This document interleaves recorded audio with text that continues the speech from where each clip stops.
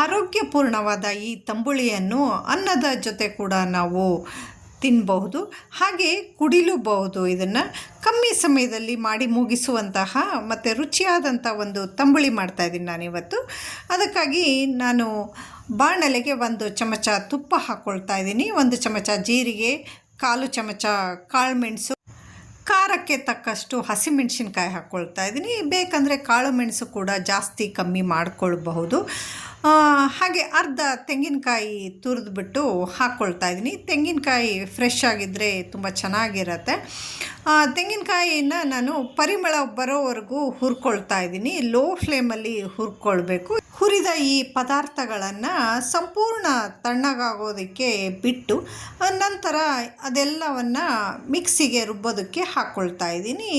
ಮತ್ತು ತೊಳೆದು ಇಟ್ಕೊಂಡಂತಹ ಮಾವಿನ ಚಿಗುರೆಲೆಗಳನ್ನು ಇಲ್ಲಿ ಸೇರಿಸ್ಕೊಳ್ತಾ ಇದ್ದೀನಿ. ನಂತರ ನಾನು ಚಿಗುರೆಲೆಗಳನ್ನು ಇದಕ್ಕೆ ಹಸಿಯಾಗಿ ಸೇರಿಸ್ತಾ ಇದ್ದೀನಿ.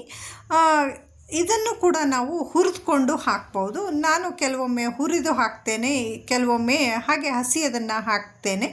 ನಂತರ ರುಬ್ಬಿರುವಂಥ ಅದನ್ನು ಮೊಸರಿಗೆ ಹಾಕಿ ರುಚಿಗೆ ತಕ್ಕಷ್ಟು ಉಪ್ಪನ್ನು ಹಾಕ್ಕೊಳ್ತಾ ಇದ್ದೀನಿ. ನಾನು ಇಲ್ಲಿ ಮೊಸರು ಗಟ್ಟಿ ಅಥವಾ ನೀರಾಗಿ ಇರಬಾರ್ದು, ಮೀಡಿಯಮ್ ಆಗಿರಬೇಕು.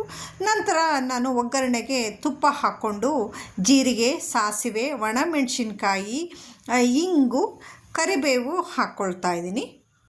ಒಗ್ಗರಣೆ ಸಹ ತಣ್ಣಗಾಗೋದಕ್ಕೆ ಬಿಟ್ಬಿಟ್ಟು ತಂಬುಳಿಗೆ ಸೇರಿಸ್ಕೋಬೇಕು. ಬಿಸಿ ಒಗ್ಗರಣೆಯನ್ನು ತಂಬುಳಿಗೆ ಹಾಕ್ಕೊಳ್ಬಾರ್ದು. ಮೊಸರಿಗೆ ಯಾವತ್ತೂ ಬಿಸಿ ಒಗ್ಗರಣೆಯನ್ನು ಹಾಕಬಾರ್ದು. ನಂತರ ಹೆಚ್ಚಿಟ್ಕೊಂಡಂತಹ ಕೊತ್ತಂಬರಿ ಸೊಪ್ಪನ್ನು ಹಾಕ್ಕೊಳ್ತಾ ಇದ್ದೀನಿ. ನನ್ನ ಇವತ್ತಿನ ಈ ತಂಬುಳಿ ವಿಡಿಯೋ ನಿಮಗೆ ಏನು ಅನ್ನಿಸ್ತು ಅಂತ ಹೇಳಿಬಿಟ್ಟು ಕಮೆಂಟ್ ಸೆಕ್ಷನಲ್ಲಿ ಕಮೆಂಟ್ ಮಾಡಿ ತಿಳಿಸಿ. Thank you for watching. ಮತ್ತೊಂದು ವಿಡಿಯೋ ಜೊತೆ ನಾನು ನಿಮ್ಮನ್ನೆಲ್ಲ ಭೇಟಿ ಆಗ್ತೇನೆ. Thank you.